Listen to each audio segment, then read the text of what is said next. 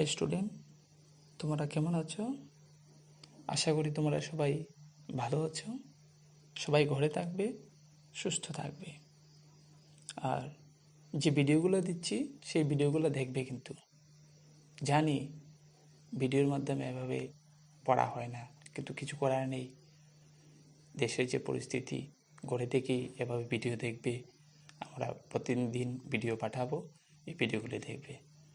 কিছু প্রবলেম হবে, সমস্যা হবে, এক দুবার দেখবে, হয়তো কিছু একটু বুঝতে পারবে। আজকে আমি তোমাদেরকে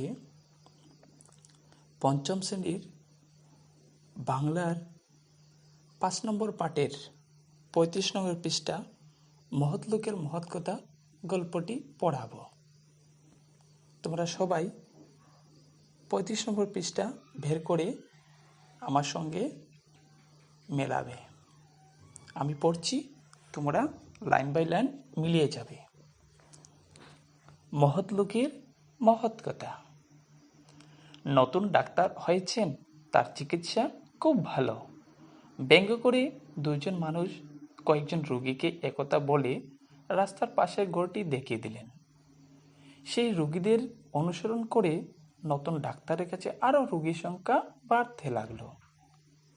ডক্টরের ডিগ্রি লাভ করার জন্যই যে রোগীরা বিভ্রান্ত হয়েছে, নতুন ডাক্তারের সেটা বুঝতে আর বাকি রইল না।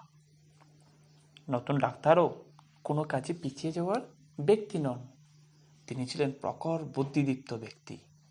তাই খুব অল্প দিনের মধ্যেই হোমিওপ্যাথির চিকিৎসার বই কিনে এনে পড়াশোনা করে সেই চিকিৎসায় পারদর্শী হয়ে উঠলেন।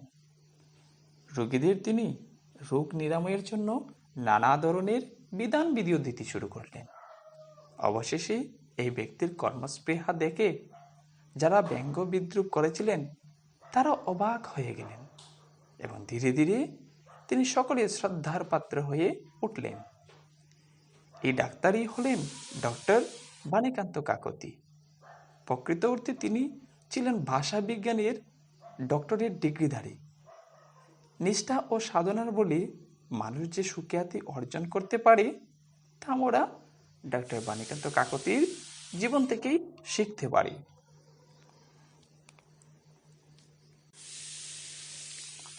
এবারে এই গল্পটি অতি সংক্ষেপে আমি তোমাদেরকে একটু বুঝিয়ে দিচ্ছি। দুজন ব্যক্তি রাস্তার পাশে দাঁড়িয়ে রুগীদেরকে ব্যঙ্গ করে, মানে ইয়ার্কি করে বলছে যে নতুন ডাক্তার হয়েছে, তার চিকিৎসা খুব ভালো। আর ঘরটি দেখে বলছে ওই ঘরে যাও, ওই ঘরে একজন নতুন ডাক্তার হয়েছে, চিকিৎসা খুব ভালো করে। রুগীদের অনুসরণ করে এই ডাক্তারের ঘরে আরও রুগী যেতে লাগলো। কিন্তু উনি কিন্তু ডাক্তার না, উনি শুধু ডিগ্রি প্রাপ্ত করেছে।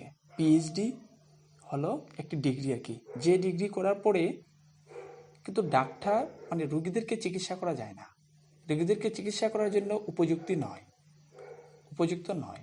কিন্তু যদি এমডি হয় তখন রোগীদেরকে চিকিৎসা করা যায়। তোমরা বড় যখন হবে সেটা ভালোভাবে বুঝবে। মানে একজন ব্যক্তি যে ডিগ্রি প্রাপ্ত করেছে, ডক্টরেট ডিগ্রি প্রাপ্ত করেছে, সেটা শুধু নামের সামনে বসবে। তিনি শুধু ভাষা বিজ্ঞানের ডক্টরেট ডিগ্রি অধিকারী করেছেন, তাতে কিন্তু তিনি রোগীদেরকে চিকিৎসা করতে পারবেন না।